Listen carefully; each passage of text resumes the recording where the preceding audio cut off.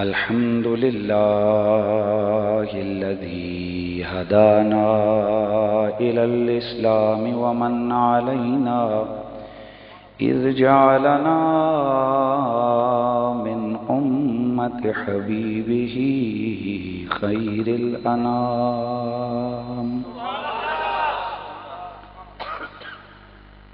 والصلاة والسلام على خير الخلق سيد الرسل سيد الإنس والجان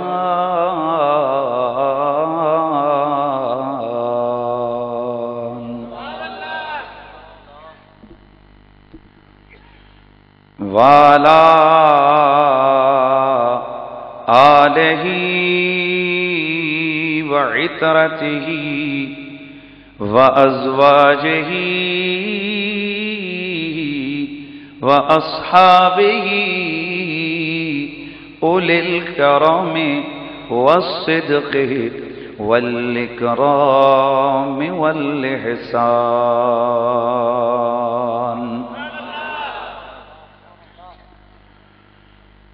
أما بعد فأعوذ بالله السميع العليم من الشيطان الرجيم بسم الله الرحمن الرحيم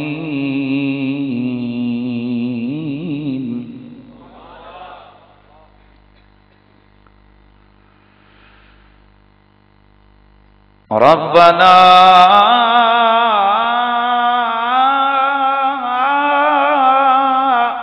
أخرجنا من هذه القرية الظالم أهلها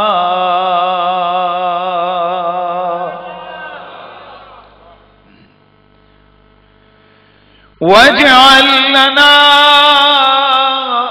من لدنك وليا واجعل لنا من لدنك نصيرا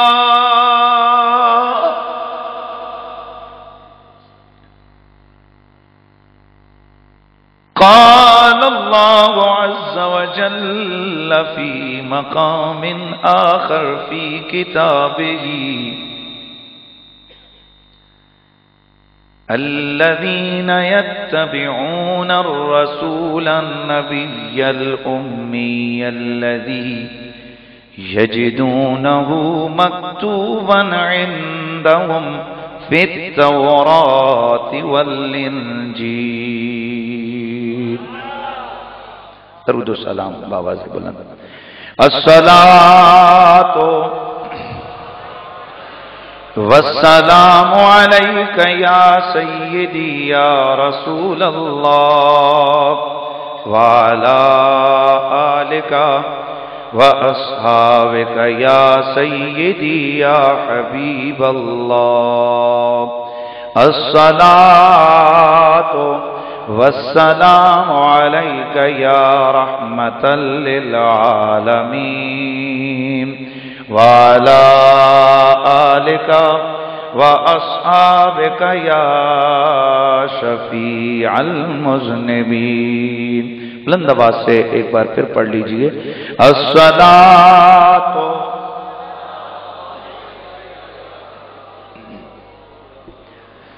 یا رحمة للعالمين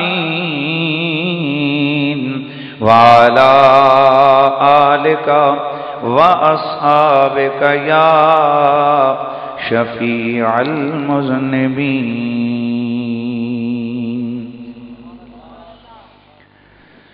زلف دیکھی ہے کہ نظروں نے گھٹا دیکھی ہے زلف دیکھی ہے کہ نظروں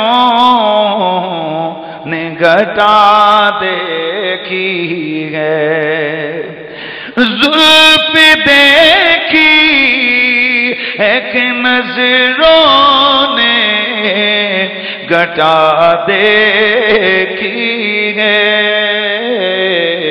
لٹ گیا جس نے، لٹ گیا جس نے محمد کی ادا دیکھی ہے، لٹ گیا جس نے، لٹ گیا جس نے محمد کی ادا۔ سرکار کی نعت پڑھنے کا بھی ثواب ہے اور آقا حضور کی نعت سننے کا بھی ثواب ہے، لہذا میں چاہتا ہوں کہ یہ چند منٹ آپ میرے ساتھ شامل اور شریک ہو جائیں، تاکہ سننے کا ثواب تو آپ کو ملے گا ہی، تاکہ پڑھنے کا ثواب بھی مل جائے۔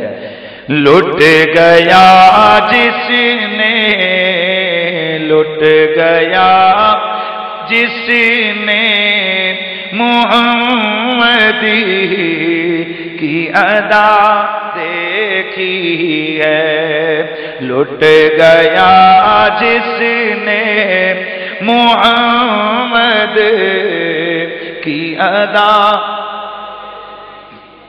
اپنے چہرے کو چھپانا نہ میرے آقا،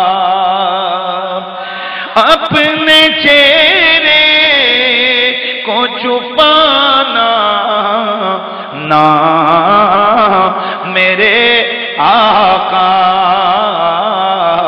بعد مدت کے، بعد مدت کے مریضوں نے شفا دیکھی ہے، لٹ گیا جس نے، لٹ گیا جس نے محمد کی ادا دیکھی ہے۔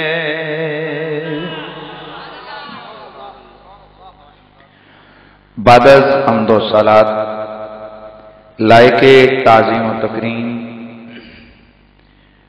وارثان محراب و منبر جمیع علماء ذی قدر و ذی مرتبت، جمیع مشائخ اہل سنت، بالخصوص جناب محترم خلیفہ سائیں محمد ساجد صاحب آستانہ عالیہ کلیام شریف، میزبانان گرامی المرتبت، منتظمہ کمیٹی مجلس و جلسہ ہزا، برادر محترم جناب ملک محمد خالد صاحب، جمیع ثناخانان مصطفیٰ، جمیع حاضرین و سامعین، السلام علیکم ورحمۃ اللہ وبرکاتہ۔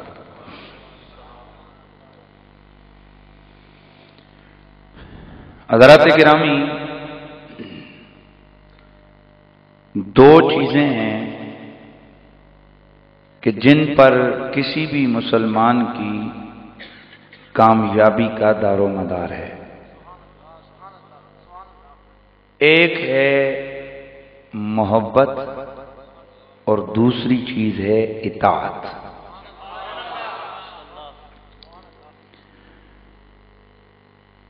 محبت کے بغیر ایمان بھی قبول نہیں، توجہ ہے، محبت کے بغیر ایمان بھی قبول نہیں، اور اطاعت کے بغیر بھی کما حق ہو کامیابی ممکن نہیں ہے۔ اس لیے جب ہم قرآن و سنت کو ڈیپلی پڑھیں، اس کو سمجھیں، تو دو چیزیں ہمارے سامنے آتی ہیں کہ اللہ تعالیٰ کی جو ڈیمانڈ ہے، جو اللہ تعالیٰ کا مطلوب ہے، جو اللہ تعالیٰ کا معمور ہے، یعنی معمور من اللہ جو چیز ہے وہ کیا ہے کہ ہم اس کے نبی سے محبت بھی کریں اور اس کے نبی کی اطاعت بھی کریں۔ میں نے اس گلی سے گزرتے ہوئے آپ حضرات کی محبت کے جذبات کا بھانگ پن دیکھا ہے۔ بات یہ ہے دوستو،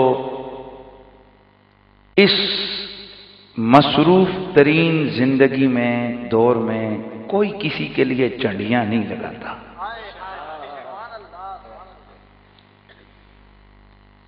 کوئی کسی کے لیے اپنے سارے معمولات چھوڑ کے مجمع سے جا کے نہیں بیٹھتا۔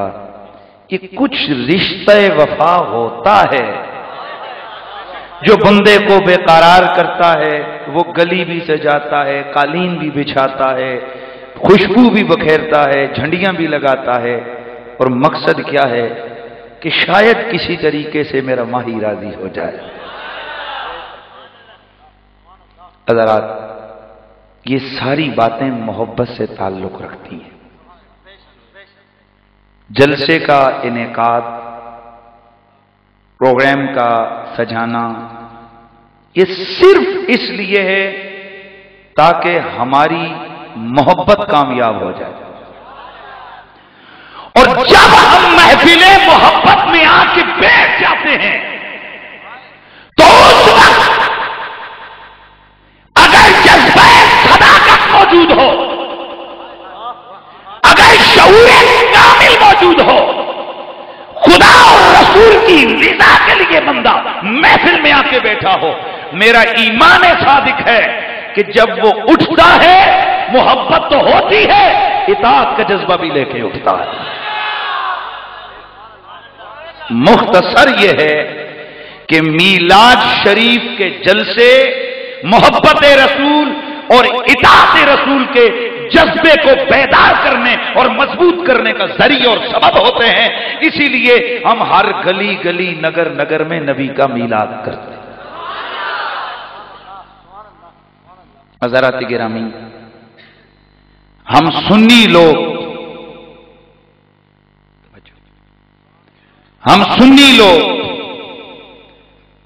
ہر اس محفل کو محفل میلاد کہتے ہیں کہ جس محفل میں کسی بھی حوالے سے زہرا کے بابا کا ذکر ہو، کسی بھی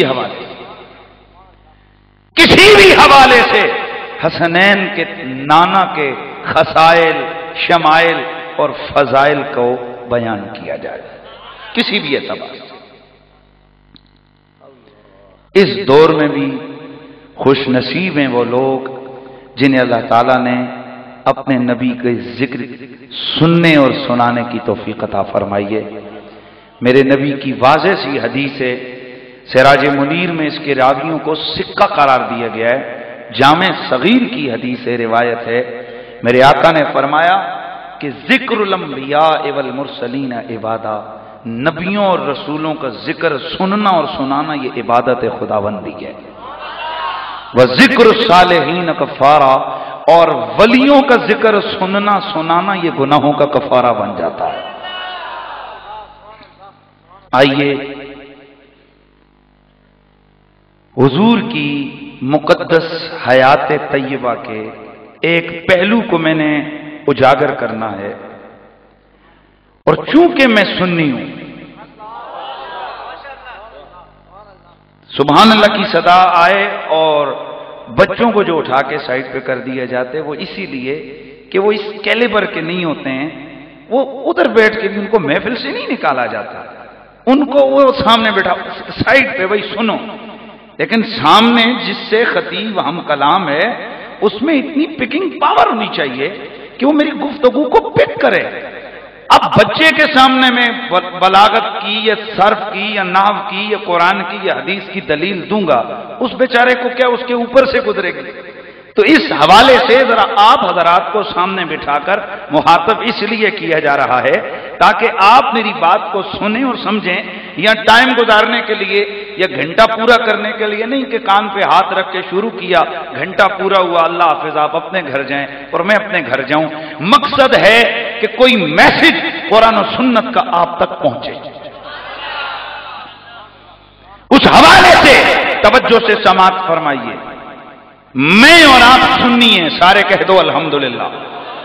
ہمیں اس بات پہ فخر ہے کہ مالک نے مجھے اور آپ کو سنی مسلک عطا کیا، اور میں بابا کلیامی کی بستی، بھئی یہ سارا علاقے، اس کو جو چانن لگا ہے نا، یہ سارے علاقے پہ جو رب کی کرم نوازیاں ہوئی ہیں نا، سونا کوئی مانے نہ مانے، کن کٹ جائے یا ناک کٹا ہوا ہو نا، اور میں آپ کو ایک بات سمجھانے لگا ہوں، پلیز مائنڈ نہیں کرنا، اور جو کرے تو 2 روٹیاں زیادہ کھانا۔ فقیر بڑا اللہ کا شکر ہے، الحمدللہ اس مالک کی کرم نوازیاں مولا علی کا صدقہ ہے، نگاہ مرتضیٰ کا صدقہ ہے، الحمدللہ مالک کا بڑا کرم نوازی ہے۔ بات کرتا ہوں، اگر کسی کے پاس اس کا دلیل کے طور پہ رد ہو تو پھر تو بات ہوتی ہے، لہذا کان کھول کے ذرا سنیے۔ مسئلہ یہ ہے کہ آپ کے یہاں بھی شاید رواج ہو یا نہ ہو، ہمارے ہزارہ، کشمیر اور مری اور ان علاقوں میں ایک رواج ہے کہ جب دولہے کی شادی ہوتی ہے، جب عین اس کے صحرا بندی کا ٹائم قریب ہوتا ہے نا، تو جو گاؤں کا حجام یا گاؤں کا جس کو ہماری طرف کہتے ہیں کسبی یا کمی یا حجام جو ہوتا ہے، وہ اندر سے ایک شیشہ لے کے آتا ہے اور اس دولہے سے کہتا ہے 5000 روپیہ لوں گا، شیشہ دکھاؤں گا۔ یہ ایک بڑا رواج ہے۔ وہ کہتے ہیں، دوست یار کہتے ہیں نہیں نہیں تھوڑا کم کر، کرتے کرتے 1000-1500 پہ بات ہو ہی جاتی ہے۔ اب سوال یہ پیدا ہوتے ہو 10 روپے کا شیشہ ملتے تو 1500 کس کے لے رہے؟ اصل مقصد یہ ہوتا ہے کہ تیری زندگی کے یہ وہ ٹائم ہے، آج تو سجا ہوا ہے، تیرے سر پہ سہرا ہے، تیرے چہرہ حسن سے بھرپور ہے، آج رونقیں لگی ہیں، آج یہ کناتیں، یہ کھانے، یہ محفلیں، یہ رونقیں، یہ ساری تیری وجہ سے ہیں۔ اپنا چہرہ دیکھ اور خوش ہو جا۔ توجہ ہے نا؟ ہوتا کیا ہے پھر دوست اس حجام سے وہ شیشہ لے کے اپنے اس دولہے کو، دوست کو دکھاتے ہیں، پھر اس پر سارے مبارکی دیتے ہوئے اس پہ پیسے پھینکتے ہیں کہ آج تیری چہرے کی رونق ہی کچھ اور ہے، تیری زندگی کا وہ مرحلہ آ گیا ہے، تیری مرحلہ زندگی، تیری زندگی اس مرحلے پر پہنچی ہے کہ یہاں سے تب تیری نئی زندگی کی شروعات ہے، اور تیرا چہرہ کیا سجا ہوا ہے، تو کیا رونق والا چہرہ لے کے آیا ہے۔ یہ اس دولہے کے لیے ہوتا ہے جو واقعی کوئی شکل بھی نظر آ رہی ہو۔ اب ایک بندہ ہو ناک کٹا، ناک اس کی کٹی ہوئی ہو، آنکھیں اس کی پنگی ہوں، ٹھوٹ اس کے پھٹے ہوئے ہوں، ہونٹ، دانت اس کے ٹوٹے ہوئے ہوں، دنیا کا 15واں عجوبہ لگتا ہو، اس کو ایک بندہ کر کے جناب ماشاءاللہ اگے آؤ نا، ذرا شیشہ تکو، اس رکھ کے مارنا ہے تپا۔ بات میری غور سے سن لیں، وجہ کیا ہے؟ اب قصور بیچارے نہ حجام کا ہے نہ شیشے کا ہے، قصور اس کی اپنی شکل کا ہے۔ توجہ رکھنی ہے، قصور اس کی اپنی شکل کا ہے، کمزوری، کمی وہ کہ رب نہیں کی ہے، لیکن اس کی شکل کی کمزوری ہے، مارنے کی تک نہیں۔ اور اگر کوئی ضد کرے نہیں جی نہیں اسی تانوں شیشہ تکانا ہے، نہ جی نہیں ہم نے آپ کو شیشہ دکھانا ہے، وہاں سی والی لڑائی شروع ہو جانی ہے کہ بھائی نہیں دیکھنا چاہتا تو تم کیوں دکھاتے ہو؟ حضرات مسئلہ یہی ہے، ہم سنی ہیں، ہمارے عقیدے کی تصویر بڑی پیاری ہے، اس لیے ہمیں آئینہ دیکھتے ہوئے ذرہ بھی کوئی پریشانی کا سامنا نہیں کرنا پڑتا ہے۔ اور جس کے عقیدے کی شکل بھدی ہو، ناک کٹی ہو، کان ٹوٹا ہو، دانت نہ ہو، اور پھٹا ہوا ہو، چہرے پہ لعنت برسی ہوئی ہو، اس کے سامنے جب اس کی عقیدے کی تصویر کو عیاں کیا جائے اور حقیقت کا آئینہ اس کے سامنے رکھا جائے، یقیناً یقیناً وہ لڑائی پہ اتر آئے گا.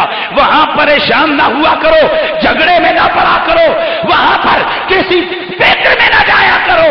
مسکرا کے فقیر کی یہ بات یاد رکھ لیا کرو، قصور شیشے کا نہیں، قصور شکل کا.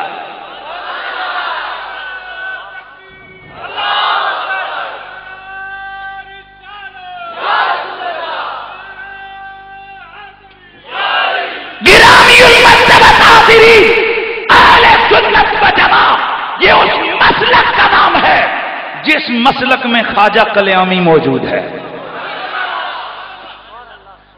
اور میں اپنے مسلک کی سچائی اور دیانت پر کسی مولوی کا نام نہیں لوں گا، یہ بھی ذہن میں رکھنا، کیونکہ مولوی بیچاروں کو تو لوگ کسی شیٹ میں سمجھ میں نہیں رکھتے ہیں. توجہ ہے کہ نہیں؟ میں اپنے مسلک کی صداقت پر ان ہستیوں کو پیش کروں گا کہ جن کا انکار، جن کی عظمتوں کا ٹکراؤ سوائے منافق یا لعنتی کے کوئی اور نہیں کر سکتا. میری مراد ہے اللہ کے ولی. اپنے عقیدے پہ مضبوط ڈٹ کے رہیے، اس لیے کہ آپ کا وہ مسلک اور عقیدہ ہے جس مسلک میں خواجہ کلیامی ہے. خدا آپ کو اتنا عقل، شعور اور اتنا ہمت اور جذبہ دے دے کہ آپ کبھی کسی سے اتنا پوچھ لیں کہ یار صرف پنڈی پٹھوار میں نہیں، پوری دھرتی پہ خواجہ کلیامی کے کیلیبر کا ایک بندہ تو بتاؤ. ہم وہ لوگ ہیں کہ جن کے دامن میں مہر علی ہے، جن کے پاس خواجہ اجمیری ہے، جن کے پاس داتا ولی ہے، جن کے پاس خواجہ مولوی ہے، جن کے پاس بختیار کاکی ہے، جن کے پاس غریب النواز جناب حضرت سرکار باب الدین زکریا ہے. الغرض پوری دنیا پہ ہر علاقے، ہر نگری، ہر گاؤں، ہر دیہات میں جا کے دیکھو، عظمتوں کے مینار چمکتے ہوئے نظر آئیں گے. اور میرے اور آپ کے عقیدے کی صداقت پہ مہر جمی ہوگی کہ اگر میرے مسلک میں گڑبڑ ہوتی تو میرے مسلک میں مہر علی گولڑوی جیسی ہستیاں پیدا کبھی بھی نہ ہوتی.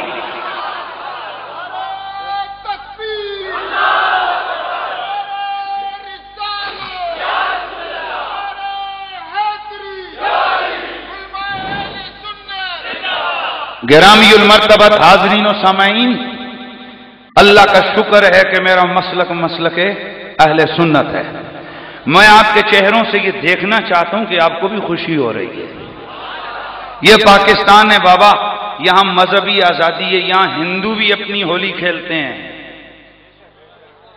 یہاں میں نے سکھوں کے بھی جلوس دیکھے ہیں، یہاں پر عیسائیوں کو بھی اوپن اجازت ہے، وہ گھنٹے کا ٹن ٹن بجا کے وہ اپنے اندر جناب وہ جیزس کے نعرے بلند کرتے ہیں.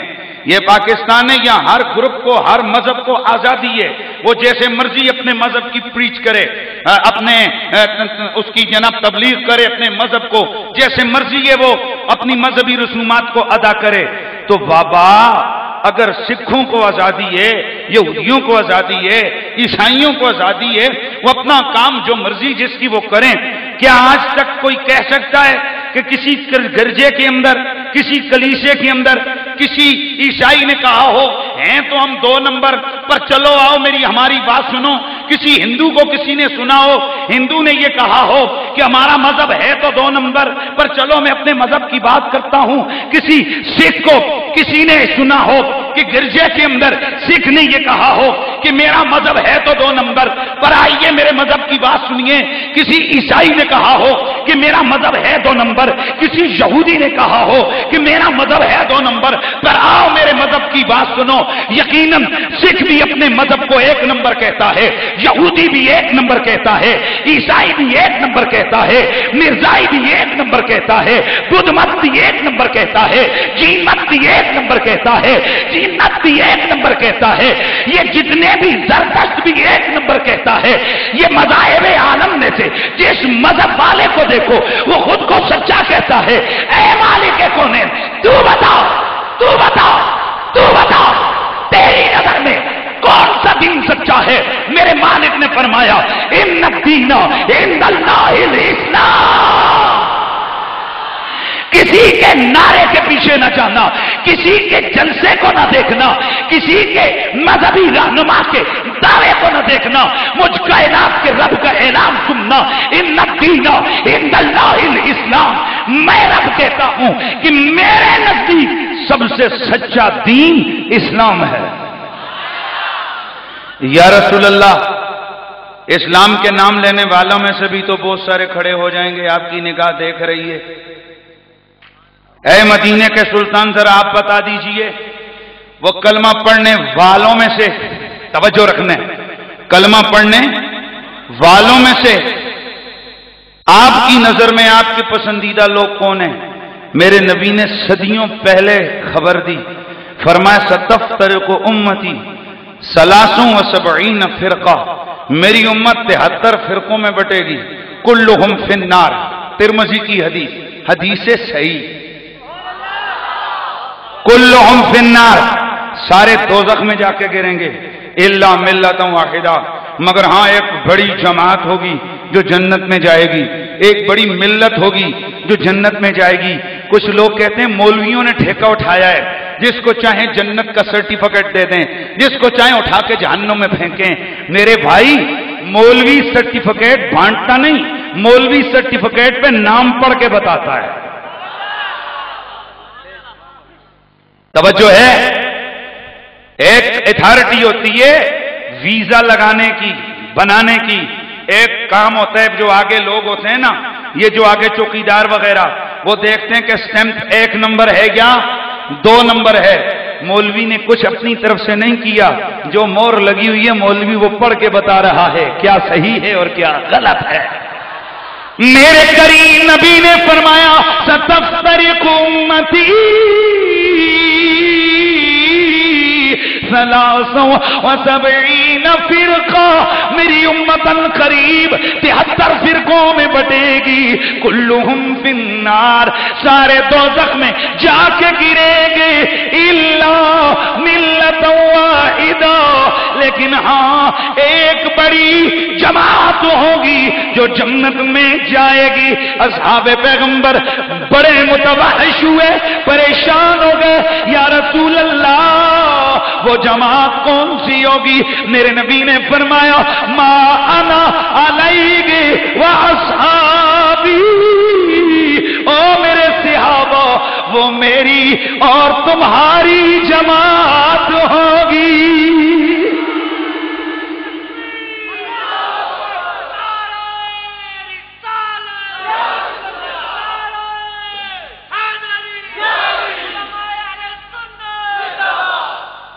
وہ میری اور تمہاری جماعت ہوگی۔ صحابہ، جس عقیدے پہ تم ہو، جو اس عقیدے والے ہوں گے، ہاں یہاں سے پتہ چلا وہ جو جنت میں سجانے والی سچی جماعت ہے، یہ راستے میں آ کے ہندوستان میں سے نہیں بنے گی، یہ نجد اور قادیان میں سے جنم نہیں لے گی۔ توجہ رکھنا ہے، یہ کسی ادھر ادھر سے نہیں آئے گی۔ اس جماعت کی پہچان میرے رسول نے بتا دی، یہ ابو بکر کی جماعت ہوگی، یہ عمر کی جماعت ہوگی، یہ عثمان کی جماعت ہوگی، یہ مولا علی کی جماعت ہوگی، یہ صدیق، فاروق، عمر، فاروق، عثمان، حیدر، طلحہ، سعد، سعید، عبد الرحمن بن عوف، ابو عبیدہ بن الجراح کی جماعت ہوگی، حسن کی، حسین کی جماعت ہوگی، طلحہ ہو، جعفر کی جماعت ہوگی۔ یہاں سے پتہ چلا وہ جو جنت میں جانے والی جماعت ہے، اس کی اکابرین جو ہیں وہ صحابہ ہیں، صحابہ اور اہل بیت۔ اچھا، دیکھنا یہ کہ یہ صحابہ اور اہل بیت کی اگلی جماعت کون سی ہے؟ یہ آگے یہ جماعت، اس کا نام کیا ہے؟ حضرت عبداللہ بن عباس سے آپ کے شاگردوں نے پوچھا، آپ نے فرمایا ہم اہل سنت والجماع، اور یہ اہل سنت و جماعت کے لوگ ہوں گے۔ اور یاد رکھیے، یہ نام لگانے سے کہ ہماری جماعت کا نام اہل سنت والجماعت ہے، اس طرح اہل سنت وال جماعت نہیں ہوتا ہے۔ کھوتے پہ آپ شیر کا بورڈ لگا دیں، کھوتا کھوتا ہی رہتا ہے۔ شراب کے اوپر آپ زمزم کا لیبل لگا دیں، شراب شراب ہی رہتی ہے۔ کسی کے اوپر لکھ کے لگا دیں کہ یہ سنی ہے، ایسے سنی نہیں ہوتا جب تک اس کا شجرہ میرے رسول کی امت کے ان اکابرین میں سے صحابہ کے ساتھ نہ ملتا ہو، جس کا تعلق حضور کی آل بیت کے ساتھ نہ ملتا ہو، جس کے عقیدے صدیقوں، فاروقوں، عثمانوں، حیدر والے نہ ہو، وہ کبھی سنی نہیں ہو سکتا۔ رب کا شکر ہے کہ مالک نے مجھے اور آپ کو سنی بنایا ہے۔ کیا بنایا ہے جی؟ بولو، پھر بولو، سنی بنایا ہے۔ آئیے، جن کی جماعت کو میرے رسول نے سچی جماعت کہا، ہم ان کا انداز فکر دیکھیں کہ ان کے ذہن میں کیا تھا۔ آج لوگ 49 کروڑ نماز کا، جس کو کہتے ہیں نا کہ دانا ڈال کے لوگوں کو پکڑ کے کوئی ایک پنڈ کبھی دوسرے پنڈ، آئیے ہم 49 کروڑ کے لیے جا رہے ہیں، دیکھتے ہیں کہ میرے رسول کے صحابہ کا انداز فکر کیا تھا۔ اور پڑھوں گا صرف قرآن۔ کیا کرنا ہے میں نے؟ قرآن پڑھنا ہے، اور قرآن پڑھ کے اگر سن کے اگر آپ کو سمجھ آ جائے تو میں اور کچھ نہیں کہتا۔ ہدایت کا کوئی ٹائم یہ نہیں کہ کوئی خاص اتنے بج کے اتنے منٹ ہوتا ہے، یہ جب میرے رب کی طرف سے کرم نوازی ہو جائے، دماغ اور دل میں بات اتر جائے، میرا اللہ رحمت کا دروازہ کھول دے، ہدایت عام فرما دے، تو دنیا اور آخرت میں کام بن جاتا ہے۔ لہذا دل کے کانوں سے میری گفتگو کو غصے وصے اتار کے سنیے، مخالفتیں ذہن سے نکال کے سنیے۔ میں گارنٹی دیتا ہوں کہ میں نے پوری تقریر میں کسی کی ماں بہن کو گالی نہیں دینی، کسی کے بزرگ کو گالی نہیں دینی۔ یہ گالیاں ہمارا مسلک نہیں، یہ گالیاں تو وہ دے جس کے پاس دلیل نہ ہو، بٹا وہ مارے جس کے ہاتھ میں طاقت نہ ہو۔ اور ہمارے دیہات کے بزرگ وہ کہا کرتے تھے نا، لسے جنے دیاں دو چیزاں، یا بٹا تے یا گالی۔ اور توجہ کر، اللہ کا کرم ہے جس مسلک میں غوث اعظم رضی اللہ تعالی عنہ ہوں، جس مسلک میں مہر علی گولڑوی ہو، وہ مسلک لسا مسلک نہیں ہے۔ ان کے پاس قرآن کی دلیل ہے، ان کے پاس رسول کے فرمان کی دلیل ہے۔ آئیے ذرا سنیے، مالک ارض و سما اپنی لریب کتاب قرآن میں کیا فرماتا ہے، ذرا غور سے سننا ہے۔ اللہ اللہ، جب میرے کریم نبی کے خلاف مکہ کے مشرکوں نے منصوبے بنائے، توجہ رہے، منصوبے بنائے، یہ منصوبہ بالآخر تکمیل کی طرف گامزن ہوا کہ محمد صلی اللہ تعالی علیہ وآلہ وسلم کو معاذ اللہ شہید کر دیا جائے۔ ادھر ان کا منصوبہ بننے لگا، ادھر میرے رب قدیر میں اپنی خفیہ تدبیر فرمائی۔ ارے نجدیوں کو جو ہے نا بڑا پرانا خیرہ پڑا ہوا ہے۔ حدیث شریف میں آتا ہے کہ یہ دارالندوہ میں مل کے نا سارے مشرک مشورہ کر رہے تھے کہ محمد صلی اللہ علیہ وسلم کے خلاف کون سا اقدام اٹھایا جائے تاکہ ان سے ہماری جان چھوٹے، معاذ اللہ۔ کسی نے کہا ان کو نکال دو، یہ کر دو۔ شیطان شیخ نجدی کی صورت میں آیا، حدیث کے لفظ ہیں۔ کس کی صورت میں آیا؟ شیخ نجدی کی صورت میں آیا۔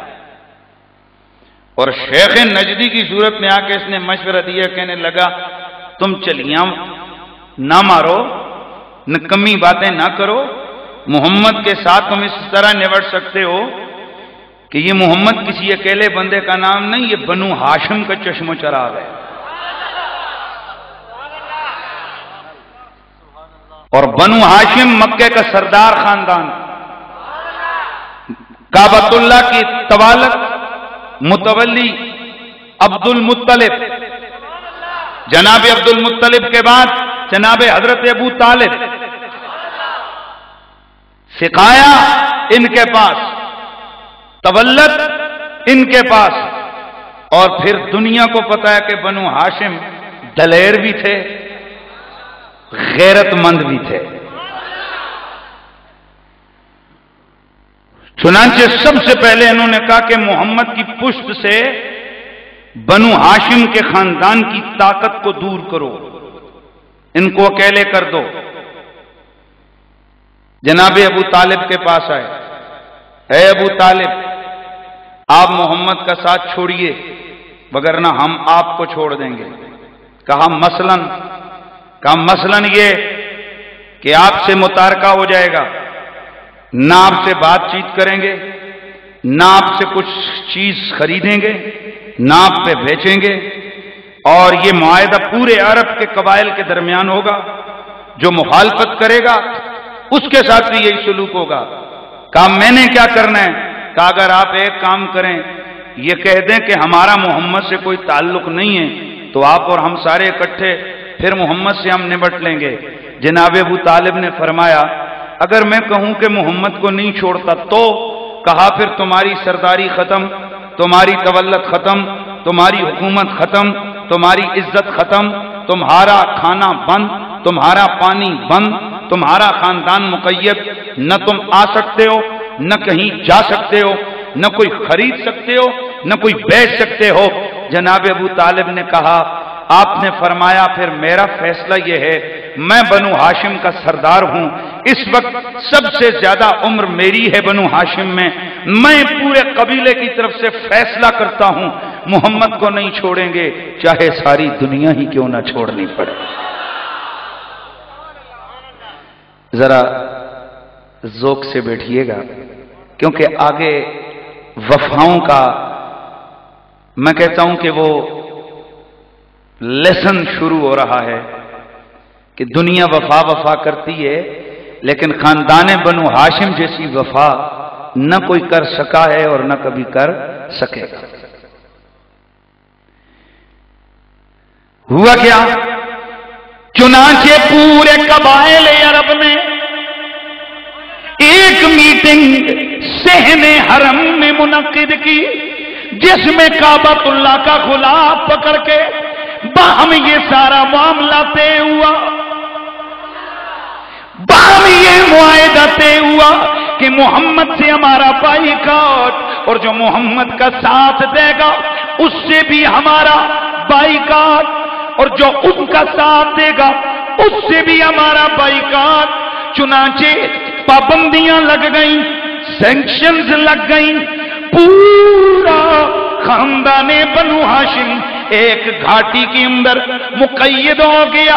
غور کرنا، یہ قید 2 دن نہیں، 2 مہینے نہیں، 2 ہفتے نہیں، 2 سال نہیں، پورے 3 سال تک یہ قید پہنچ گئی. بنو ہاشم سے نہ کوئی بولے، نہ انہیں کوئی چیز دے نہ لے. اگر باہر سے تاجر غلہ لے کے آتے یہ سارے قبیلے والے مہنگے داموں راستے میں ہی خرید لیتے تاکہ بھوک سے تنگ آ کر بچوں کو بلکتا دیکھ کر یہ ہتھیار ڈال دیں، محمد کو ہمارے حوالے کر دیں. اللہ اللہ، وہ مقام وہ معاملہ بھی آیا.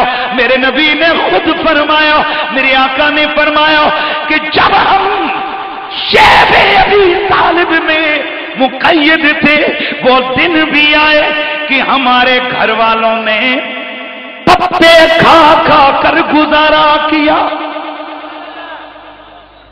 اور حضرت جعفر فرماتے ہیں ایک دن تو ایسا آیا کہ جب ایک پرانا چمڑا سمجھتے ہو، کھال چمڑا، وہ میسر آیا، اس کی یخنی ابال کے پورے خاندان نے پی.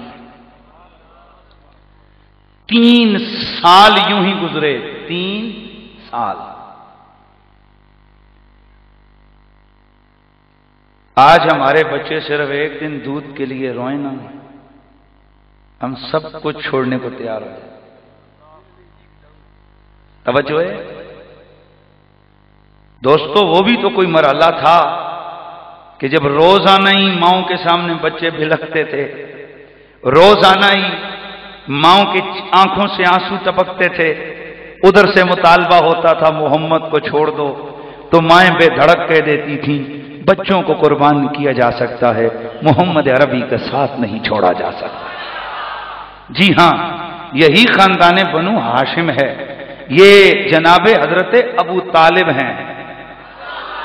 यह है मेरे मौला अली का खानदान, यह है हसनो हुसैन का खानदान, यह है जनाबे हजरत अब्बास का खानदान, जनाबे हजरत जाफर का खानदान, यह है वो कबीला।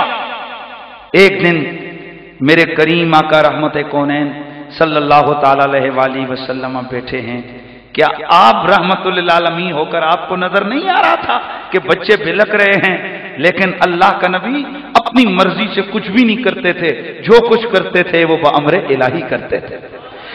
एक दिन जनाबे हजरत अबू तालिब मेरे नबी पाक की खिदमत में हाजिर हुए। मेरे करीम आका ने फरमाया, चचा तुम्हारे आने से पहले मेरे रब्बे कदीर ने मुझे एक खबर दी है, इल्म दिया है, मेरी नजरों ने देख लिया है कि वो जो कबाइल अरब ने सहने हरम में बैठ कर जो मुआहिदा लिखा था, जिसमें हमारी मुखालिफत के लिए सनद लगाई गई थी, मोहर लगाई गई थी, मेरे रब्बे कदीर ने मुझे ये खबर दी है कि वो मुआहिदा, वो कागज का टुकड़ा उन्होंने काबा के अंदर संदूक के अंदर डालकर संदूक को भी ताला लगाया था, काबे के दरवाजे को भी ताला लगाया था।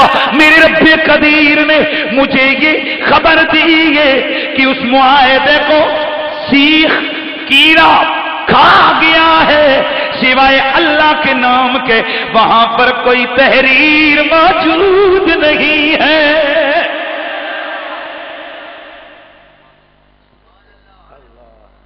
जनाब अबू तालिब गए, जाके हुसैन हरम में खड़े होकर आवाज लगाई, ओ अबू जहल,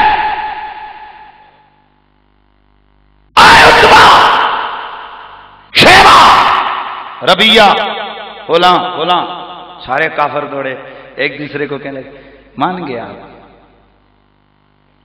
मान जाएंगे। वो समझे कि शायद ये सरेंडर कर रहे हैं, ये कह रहे हैं कि भाई हमने मोहम्मद तुम्हारे वाले करना है।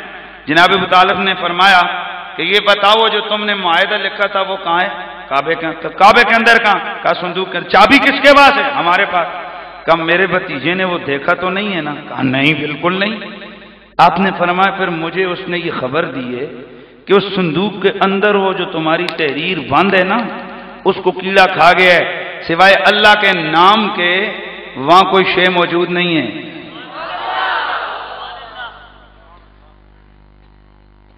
तवज्जो है, मैं जुमला अर्ज करूंगा लेकिन मैं देख के जरा कि आप कितना पिक कर सकते हैं बात। किसको कहा हजरत अबू तालिब ने? मक्के के मुशरिकों को, काफरों को। वो एक दूसरे को देख के हंस के कहने लगे देखो इसकी पागलों वाली बात, मोहम्मद कोई गैब जानता है? भाई ये आपने पिक करना था बस।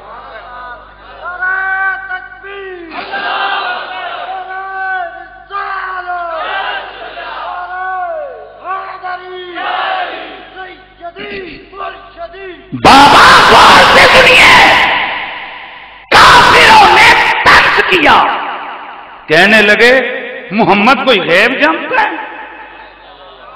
नहीं समझ आई? और ये मेरे नबी के गैब पे एतराज कल शुरू नहीं हुए, ये बड़े पुराने शुरू हुए। मेरे नबी के इल्म गैब पे एतराज ये कल के मौलवी ने नहीं शुरू किए, मेरे नबी के इल्म गैब पे एतराज मक्के के मुशरिकों ने शुरू किए थे। जनाब अबू तालिब ने डू और डाई 1 to 1, उन्होंने कहा इसी पे बात खत्म। कहा अबू तालिब वो क्या? आपने फरमाया अगर जैसा मेरा भतीजा कहता है वैसा ही हो तुम्हारी शिकस्त, और अगर वैसा न हो तो मेरी शिकस्त। कहने लगे अबू तालिब پھر کیا کرو گے؟ کہا محمد تمہارے حوالے۔ کہا ہم کیا کریں؟ کہا جو مرضی آئے کر دینا۔ اب ذرا ابو طالب کی ذہنی کیفیت کو جانچتے ہیں۔ اے ابو طالب، بڑی عجیب سی بات ہے، 3 سال ویسے بچوں کو مروایا، 3 سال ویسے بھوک کاٹی، 3 سال ویسے کچھ کیا، ابھی دینے پہ تیار ہو گئے۔ کہا میرا عقیدہ سمجھ،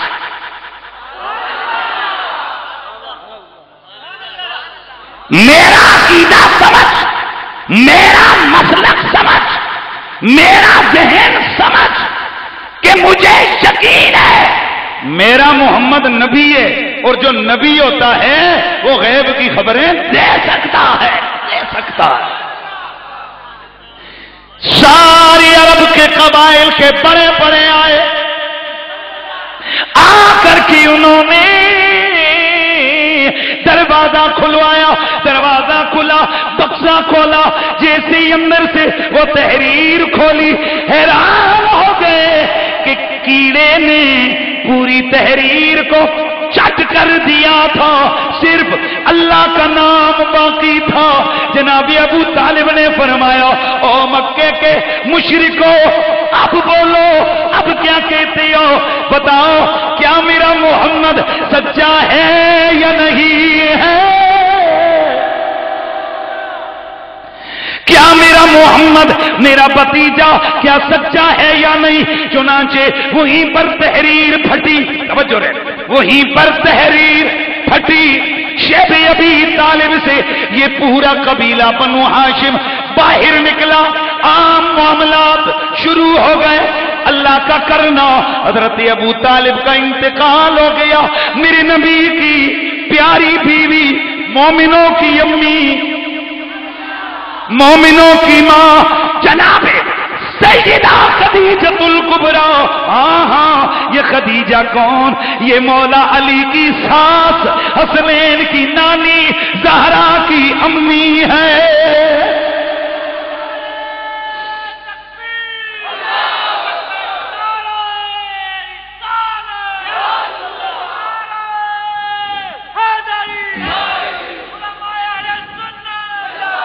میرے کریم نبی رحمت للعالمین صلی اللہ تعالی علیہ وآلہ وسلم، میرے آقا غمگین رہنے لگ گئے۔ وہ جو مشرکوں کے آگے ابو طالب کی صورت میں ڈال تھی، تلوار تھی، آگے جو دیوار تھی وہ گر گئی، وہ شیر ہو گئے۔ میرے نبی کریم کے خلاف حتمی منصوبہ بنا کہ انہیں معاذ اللہ شہید کر دیا جائے، اور یہ مشورہ دینے کے لیے شیطان شیخ نجدی کی صورت میں، شیخ نجدی کی صورت میں یہ دارالندوا میں جمع ہوا۔ جیسے ہی ادھر مشورہ ہوا، آپس میں طے ہو گیا کہ سارے قبیلے والے، ایک دو نہیں، تمام قبائل عرب کے 2 دلیر آدمی تلواریں لے کے جائیں، جا کر کے محمد پہ ایک ہی بار حملہ کریں، ایک ہی مرتبہ حملہ کریں، اور وہ اس طرح معاذ اللہ شہید ہو جائیں۔ اب کسی ایک کے سر پہ قتل نہیں ہوگا، بنو ہاشم اتنی پاور میں نہیں کہ وہ سارے قبائل عرب سے جنگ لڑ سکیں گے۔ بالآخر وہ مجبور ہوں گے کہ ہم صلح کرتے ہیں اور ہم پیسے دے کر صلح کر لیں گے۔ ادھر ان کا منصوبہ، ادھر میرے رب کی خفیہ تدبیر۔ اب توجہ رکھنا ہے، ادھر میرے رب قدیر کی خفیہ تدبیر آئی۔ میرے رب قدیر نے اپنے محبوب کریم سے فرمایا، او میرے حبیب، دو قابل اعتماد اپنے یار چن۔ ذہن کو حاضر رکھنا ہے، کتنے؟ 2 قابل۔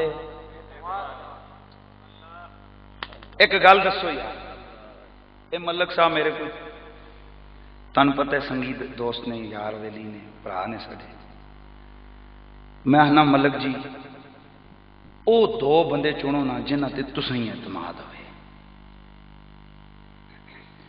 تو ملک صاحب یقیناً ایمان نہ دسو. توجہ ہے, میں بڑے دور دی کوئی گل کرن لگا. ملک صاحب یقیناً کیسے لوگوں کو چنیں گے جو ان کے ساتھ فراڈیے ہوں, دھوکے باز ہوں, ان کو راستے میں چھوڑنے والے ہوں. اپنے ذہن کے مطابق یہ 1100 دفعہ سوچیں گے یار بڑا خاص مرحلہ ہے, ایسے بندوں کو چنوں جو وقت پہ مجھے چھوڑیں بھی نہیں, بکیں بھی نہیں, جھکیں بھی نہیں. لیکن ایسا ہو سکتا ہے کہ ملک صاحب جن کو چنیں وہ 2 نمبری کر جائیں, کیونکہ ملک صاحب کی وہ قابلیت نہیں کہ یہ کسی کے دل کے اندر دیکھے.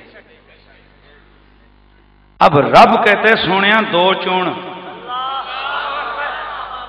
اور چننے بھی تو نے اپنی مرضی سے ہیں اور قابل اعتماد چننے ہیں. اب چننے والا, یہ میں جن کے لیے کہہ رہا ہوں وہ غور سے سنیں, چننے والا یہ اللہ کی عطا کردہ طاقت سے دل کے اندر کے معاملوں کو بھی جانتا ہے. تو آپ مجھے بتائیں جنہیں نبی نے قابل اعتماد سمجھ کے چنا, کلمہ پڑھنے والا کہے مجھے یہ منظور نہیں, اس سے بڑا لانتی بھی کوئی ہو سکتا ہے یار؟ تھکے ہوئے تم نے رسپانس نہیں دی ہے یار. یار یہ موبائل جیب میں ڈالیں, آپ کو اعلان ہو گیا CD ملے گی, پھر اس کا مقصد نہیں, توجہ میری طرف ہوگی, جیب میں ڈالیں گے. میرا سوال ہے, مجھے یہ بتائیے نبی کو رب کہتا ہے چن, اعتماد سے چننا. نبی تو قابل اعتماد سمجھے, کلمہ پڑھنے والا کہ میں اس کو مانتا ہی نہیں. تو بتائیے وہ مومن ہوگا یا وہ پکا منافق ہوگا؟ یقیناً وہ کلمے کا بھی دھوکھادار ہے. لہذا آج ذرا دیکھتے ہیں سنی جن کو نبی نے چنا ان سے ہمارا رشتہ کیا ہے. سب سے پہلے تو دیکھتے ہیں چناؤ میں پہلا نام کس کا آیا. میرے آقا نے حضرت ابو بکر صدیق کو بلایا. کس کو بلایا؟ اس کا جواب ہے جناب حضرت سرکار صدیق اکبر رضی اللہ تعالیٰ عنہ کو میرے رسول نے بلایا. اور دوسرا نام میرے رسول نے لیا علی. کیا نام لیا؟ علی. علی کو بلاؤ. سونا یہ 2 میرے نبی نے چنے, جو علی کو نہ مانے وہ بھی پکا بے ایمان, جو ابو بکر کو نہ مانے وہ بھی پکا بے ایمان. میں دلیل سے بات کر رہا ہوں, چھکا نہیں مار رہا, دلیل ہے. وزن محسوس ہو تو قبول کیجئے, نہیں ہو تو واپس دے دیجئے. اس سٹور پہ سودا واپس ہو جاتا ہے. توجہ سے جناب حضرت صدیق کو میرے نبی نے بلایا. نبی کریم نے یہ نہیں کہ ویسے ہی بے خبری میں ساتھ چلایا, نہ میرے نبی نے آمدہ سارے خطرات سامنے کیے.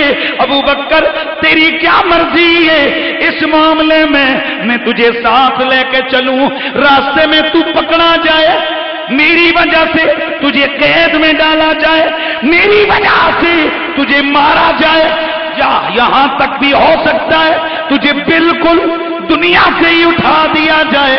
حضرت صدیق کھڑے ہو گئے. یا رسول اللہ, ابو بکر کا جذبہ یہ ہے کہ اگر ابو بکر کو اللہ ایک زندگی اس نے دی ہے, ابو بکر یہ زندگی آپ کے نام پر کچھ اس طریقے سے گزارے کہ مجھے روزانہ مارا جائے,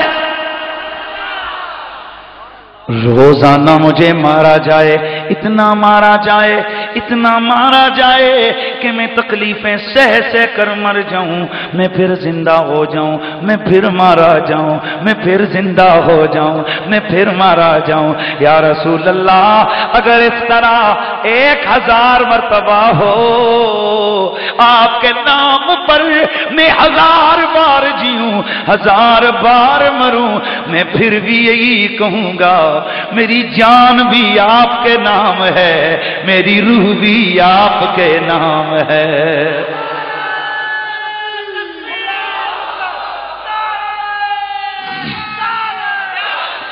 میری آقا نے فرمایا علی کو بلاؤ، مولا علی آ گئے۔ او علی پیارے، تو بتا کہ اگر ایسا ہو جائے میں تجھے اپنی جگہ پہ چھوڑ کے جاؤں، میری وجہ سے تو مارا جائے، پھر بتا کیا نام میرے پہ میری جگہ پہ جان دینے کو تیار ہے؟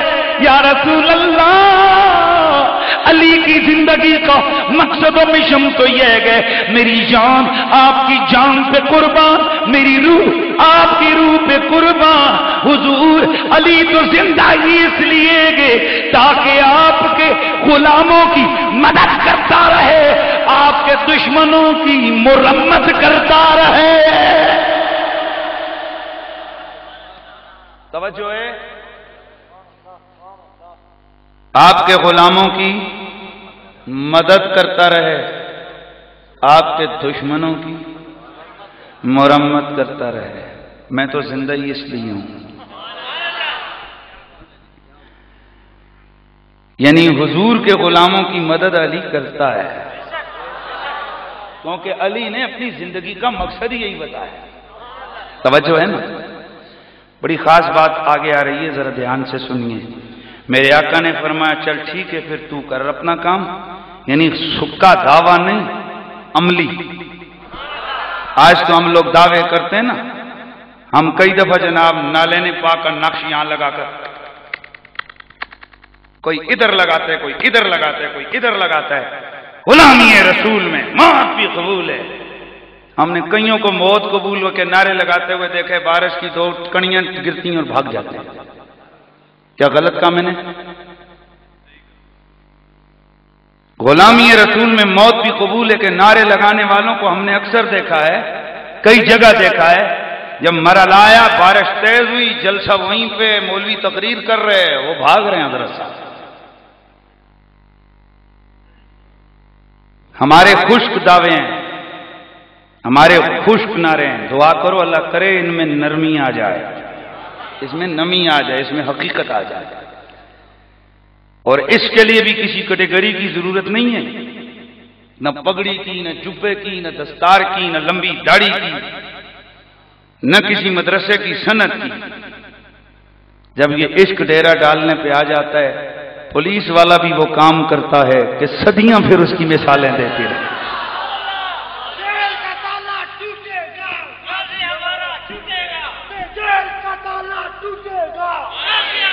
ممتاز حسین قادری پولیس مین ہے، پولیس مین۔ غازی ملک ممتاز حسین قادری پولیس کا ملازم ہے۔ کیا اسی ڈپارٹمنٹ میں وہ لوگ نہیں ہیں جو راستے میں چلتے ہوئے دیہاڑی لگا کے آنے والے مزدور کے جیبے سے 100 روپے بھی نکال لیتے ہیں؟ ہمارے کچھ لوگوں نے معیار رکھا ہوا ہے، جس کی داڑھی اتنی لمبی وہ ذرا زیادہ فقیر، اور جس کی داڑھی اتنی لمبی وہ ذرا زیادہ فقیر۔ ناراض نہیں ہونا، یہ باتیں کھری کھری میں کرتا ہوں اس لیے کچھ کافیوں کو چبھتی ہیں، لیکن اکثر میرے جیب میں گولیاں پڑی ہوتی ہیں، جس کے پیٹ میں تکلیف ہو انٹاکس کی گولی میں لے کے آتا ہوں۔